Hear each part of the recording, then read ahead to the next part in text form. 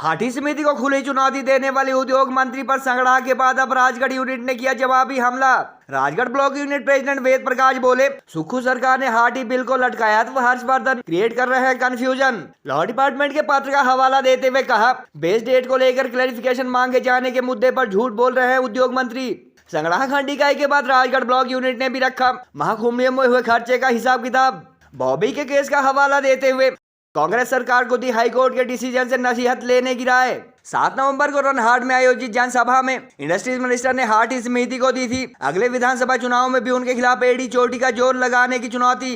हाटी मुद्दे पर last year से समर्थन व खिलाफत वाले कई बयान दे चुके हर्षवर्धन 2 दिन पहले कह चुके हैं, केंद्रीय कानून को रोकना राज्य सरकार के अधिकार क्षेत्र में न होने की बात। ट्रांसगिरी के सभी समुदाय द्वारा 1.5 दशक से की जा रही एसटी स्टेटस की मांग पर विधानसभा चुनाव से पहले अनुसूचित जाति समिति भड़की तो प्रदेश में सत्ता परिवर्तन के बाद शिलाई कांग्रेस मंडल अध्यक्ष के नेतृत्व में ओबीसी आरक्षण बरकरार रखने के मुद्दे पर सीएम से मिल चुका है भाट ब्राह्मण समुदाय का प्रतिनिधिमंडल। 5.5 दशक पुरानी मांग सिरे चढ़ने पर पिछले चुनाव में हाटी समिति ने दिया था भाजपा को समर्थन।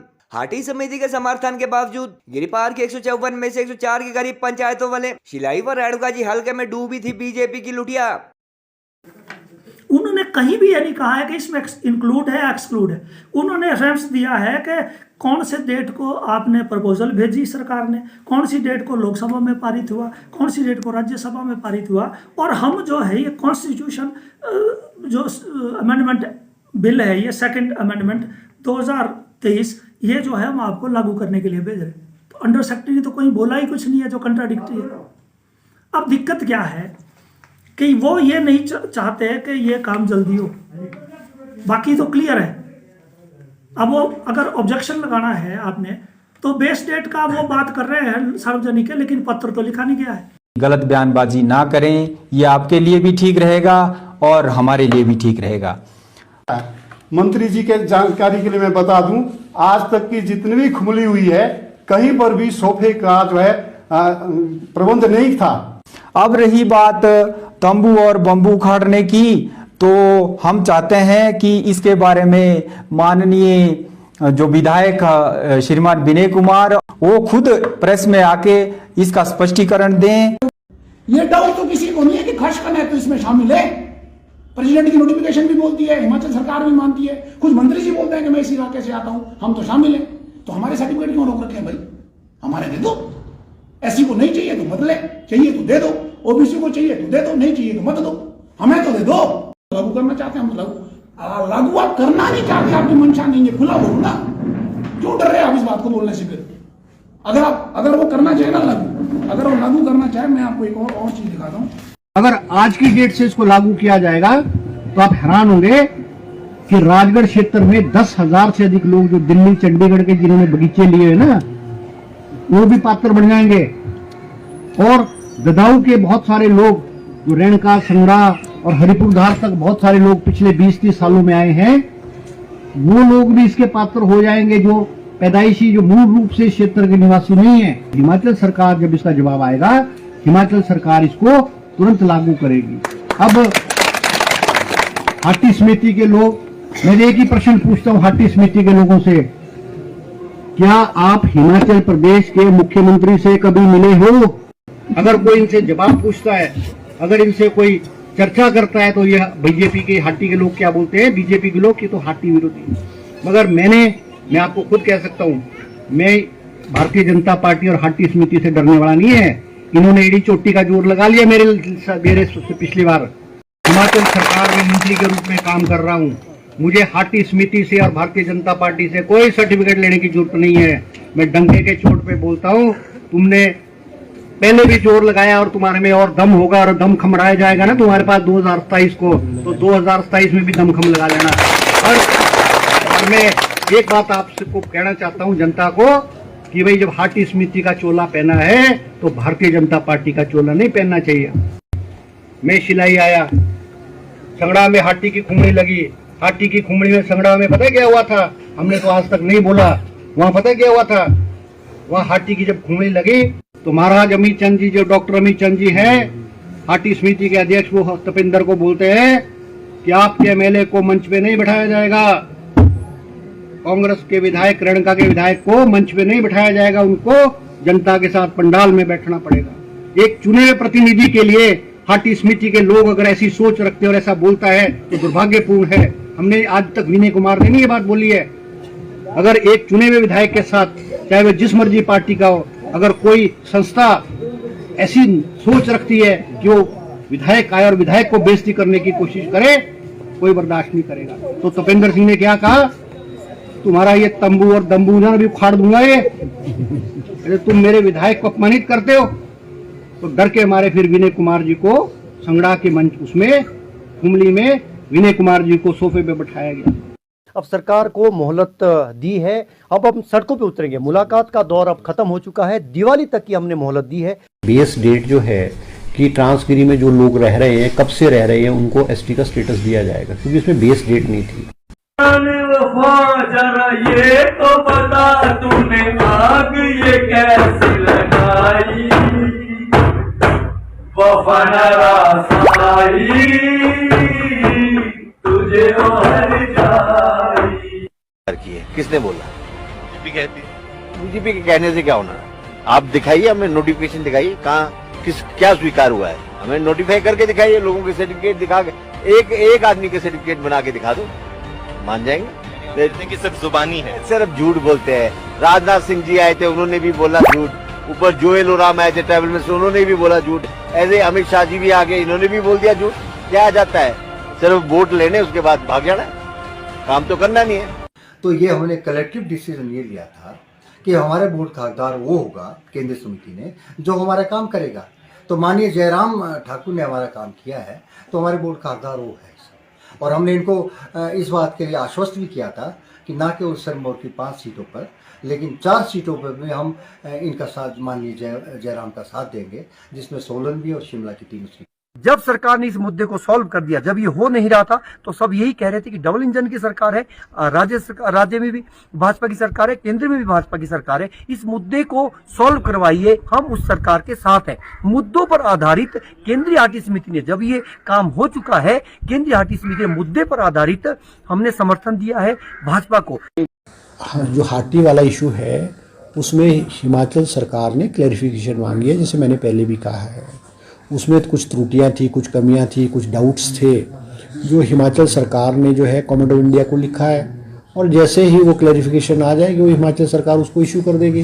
अब जो केंद्रीय हाटी समिति के पदाधिकारी, उन्होंने भी खुद कहा है इसमें कोई क्लैरिफिकेशन की गुंजाइश है, क्लैरिफिकेशन के लिए मांगा, जैसे आ जाएगा उसको कर दिया जाएगा। तो ये कोई पॉलिटिकल इशू नहीं है और हिमाचल सरकार इसको रोक नहीं सकती है। मगर जहाँ बेस डेट की बात है, base date government of India तय करेगी। अब राष्ट्रपति की नोटिफिकेशन और जो अंडर सेक्रेटरी की लेटर है, उसमें भी अलग अलग चीजें हैं। अपने विधानसभा क्षेत्र के रोनहाट में आयोजित जनसभा में गत 7 नवंबर को हाटी समिति को 2027 के असेंबली इलेक्शन में भी एड़ी चोटी का जोर लगाने की खुली चुनौती दे चुके सीएम के करीबी कहलाने वाले उद्योग मंत्री हर्षवर्धन चौहान पर जहां अगले ही दिन संगड़ा यूनिट ने जवाबी हमला किया था, वहीं आज राजगढ़ ब्लॉक इकाई ने पाई का हिसाब रखा। हाटी समिति के राजगढ़ यूनिट के प्रेसिडेंट वेद प्रकाश ने कहा कि गिरिपार वासियों को एसटी का बेनिफिट मिलने के लिए डिले टैक्टिक्स का इस्तेमाल कर रही सुक्खू सरकार के उद्योग मंत्री हर्षवर्धन इस इशू पर झूठ व भ्रम की सियासत भी कर रहे हैं। हिमाचल सरकार के लॉ डिपार्टमेंट द्वारा भेजे गए क्लैरिफिकेशन संबंधी पत्र की प्रति दिखाते हुए उन्होंने कहा कि इस लेटर में कहीं भी बेस डेट का जिक्र नहीं है, जबकि इंडस्ट्रीज मिनिस्टर बार बार पीसी व जनसभाओं में बिल लागू करने की बेस डेट को लेकर स्पष्टीकरण मांगे जाने की बात कह रहे हैं। वेद प्रकाश ने दावा किया कि महामहिम राष्ट्रपति द्वारा जारी अधिसूचना व अंडर सेक्रेटरी के लेटर में भी किसी तरह का कंफ्यूजन नहीं है और केवल गिरिपार से ही संबंध रखने वाले इंडस्ट्रीज मिनिस्टर इस बारे बार कंट्राडिक्टरी व भ्रामक बयान जारी कर कंफ्यूजन क्रिएट कर रहे हैं। वेद प्रकाश की माने तो हाटी जनजाति संबंधी बिल की नोटिफिकेशन ठीक उसी तरह जारी हुई है जैसे जौनसार व किन्नौर के अनुसूचित जनजाति समुदाय को लेकर उस दौरान भारत सरकार ने जारी की थी। वेद प्रकाश ने हिमाचल हाईकोर्ट द्वारा हाल ही में दिए गए बॉबी देवी संबंधी केस का जिक्र करते हुए कहा कि सुक्खू सरकार को कम से कम माननीय उच्च न्यायालय के इस फैसले से तो नसीहत लेनी चाहिए। उन्होंने कहा कि हाटी समिति को चुनौती देने वाले सिरमौर के ही इंडस्ट्रीज मिनिस्टर का चंदे में करोड़ों के घपले संबंधी आरोप भी सरासर गलत है, क्योंकि केंद्रीय हाटी समिति मेंबरशिप फीस के अलावा कोई डोनेशन नहीं लेती और महाकुंभलियों में होने वाले खर्च के लिए ब्लॉक यूनिट अथवा मैनेजमेंट कमेटी द्वारा अपने स्तर पर चंदा इकट्ठा किया गया था। राजगढ़ में हुई तीनों हाटी कॉन्फ्रेंसिंग अथवा महाकुंभलियों के खर्चे का ब्यौरा देते हुए उन्होंने कहा कि आखिरी सम्मेलन के लिए सबसे ज्यादा 5 लाख के करीब डोनेशन मिला था, जिसमें से 87,000 स्थानीय बीजेपी एमएलए रीना कश्यप ने दिया था। उन्होंने कहा कि इस महाकुंभली से बचे 3,22,000 के करीब चंदे की राशि राजगढ़ यूनिट तो मैनेजमेंट कमेटी के पास ही है और इस तरह का डोनेशन केंद्रीय हाटी समिति को नहीं दिया जाता है। गौरतलब है कि इससे पहले इंडस्ट्रीज मिनिस्टर के बयान के अगले ही दिन संगड़ा ब्लॉक यूनिट ने भी इंडस्ट्रीज मिनिस्टर पर जवाबी हमला किया था और कांग्रेस मंडल अध्यक्ष द्वारा लॉन्च स्पॉन्सर्ड किए जाने की बात को झूठ करार देते हुए महाकुंभली पर खर्च हुई 3 लाख के करीब की सारी रकम चंदे से जुटाए जाने की बात कही थी। 55 साल पुरानी गिरिपार को आदिवासी दर्जे की मांग को लेकर इंटरेस्टिंग फैक्ट ये भी है कि शुरुआती 54 सालों में जहां सभी जातियों के लोगों द्वारा ये मांग की जा रही थी, वहीं पिछले विधानसभा चुनाव से पहले एट्रोसिटी एक्ट निष्क्रिय होने व आरक्षण में घाटे के मुद्दे पर गिरिपार अनुसूचित जाति अधिकार संरक्षण समिति ने एसटी स्टेटस के खिलाफ पैरेलल मूवमेंट शुरू किया था। इसके अलावा करीब 2 माह पहले ओबीसी नेता एवं कांग्रेस शिलाई मंडल के अध्यक्ष सीताराम शर्मा के नेतृत्व में मंत्री के गृह क्षेत्र के ओबीसी भाट ब्राह्मण समुदाय का एक प्रतिनिधि मंडल मुख्यमंत्री से मिला था, जिसमें कानून में संशोधन करवाकर अनुसूचित जनजाति के साथ साथ उनका मौजूदा आरक्षण भी बरकरार रखने की मांग की गई थी। मंत्री के आशीर्वाद के बावजूद क्षेत्र की दूसरी सबसे बड़ी सभा भाट ब्राह्मण आबादी शेड्यूल ट्राइब स्टेटस के खिलाफ एक मत नहीं हो सकी, जिसका मुख्य कारण ओबीसी में प्रमोशन बेनिफिट न मिलना, क्रीमिलेयर अथवा इनकम क्राइटेरिया, केंद्र सरकार की कुछ नौकरियों में ओबीसी छात्रों को शेड्यूल ट्राइब की तर्ज पर स्कॉलरशिप, हॉस्टल व कोचिंग जैसी सुविधाएं न मिलना तथा खास राजपूत समुदाय के अनुसूचित जनजाति में आने पर केवल ब्राह्मणों पर ही एट्रोसिटी एक्ट लागू होने का डर जैसे कारण बताए जा रहे हैं। विधिक जानकारों के अनुसार ओबीसी व ईडब्ल्यूएस में केवल वही कास्ट व कम्युनिटी आ सकती है जो वर्तमान में एससी व एसटी कैटेगरी में शामिल नहीं है और ऐसे में अनुसूचित जनजाति के साथ साथ अन्य पिछड़ा वर्ग का आरक्षण दिया जाना राज्य सरकार के लिए संभव ही नहीं है। बहरहाल लास्ट असेंबली इलेक्शन में भाजपा को खुला समर्थन दे चुकी हाटी समिति को एक तरफ जहां उद्योग मंत्री खुली चुनौती दे रहे हैं, वहीं हाटी समिति के केंद्रीय नेतृत्व के इस मुद्दे पर खामोश होने के बावजूद ब्लॉक यूनिट्स व हाटी विकास मंच मंत्री पर रह रहकर जवाबी हमला कर रहे हैं। हाटी विकास मंच ने हालांकि बिल इंप्लीमेंट करने अथवा सर्टिफिकेट इशू करने के लिए सुक्खू सरकार को दिवाली तक का अल्टीमेटम दिया था, मगर फिलहाल गिरिपार के 154 में से किसी भी पंचायत में तब से आज तक कोई विरोध प्रदर्शन होता नजर नहीं आ रहा है। तो अब आप मुझे बताइए कि जब ये लिख के आ गया उसमें, तो हाटी कौन रहे? अनुसूचित जाति छोड़ के जितने भी समुदाय के लोग हैं, जातियों के लोग हैं, वो एसटी है, तो उसी का जो है गजट नोटिफिकेशन हुई। और दूसरा वो कहते हैं कि जी जो दिल्ली से आया पत्र मेरे पास है, आप देख लो, उन्होंने कहीं भी ये नहीं कहा है कि इसमें इंक्लूड है एक्सक्लूड है। उन्होंने रेफरेंस दिया है कि कौन से डेट को आपने प्रपोजल भेजी सरकार ने, कौन सी डेट को लोकसभा में पारित हुआ, कौन सी डेट को राज्यसभा में पारित हुआ, और हम जो है ये कॉन्स्टिट्यूशन जो अमेंडमेंट बिल है, ये सेकंड अमेंडमेंट 2023, ये जो है हम आपको लागू करने के लिए भेज रहे हैं। तो अंडर सेक्रेटरी ने तो कोई बोला ही कुछ नहीं है जो कंट्राडिक्टरी है। अब दिक्कत क्या है कि वो ये नहीं चाहते कि ये काम जल्दी हो। तो अगर ऑब्जेक्शन लगाना है आपने, तो बेस डेट का वो बात कर रहे हैं सार्वजनिक है, लेकिन पत्र तो लिखा नहीं गया है। और अगर वो कहते हैं कि जैसे ही वहाँ से क्लियरिफिकेशन आ जाएगी तो वो लागू कर देंगे, तो अब तो माननीय उच्च न्यायालय ने क्लियरिफिकेशन दे दी कि हम एसटी है, तो उनको लागू कर देना चाहिए। और मैं तो मुख्यमंत्री महोदय से आपके माध्यम से आग्रह करना चाहता हूं कि क्लियरिफिकेशन जो है वो तो इंक्लूजन ऑफ हाटी और एक्सक्लूजन के बारे में है, लेकिन हम जो दूसरे लोग हैं उनके बारे में तो कोई डाउट नहीं है। तो हमको जारी क्यों नहीं किए जा रहे? हमारे बच्चों को क्यों अदालत का दरवाजा खटखटाना पड़ रहा है?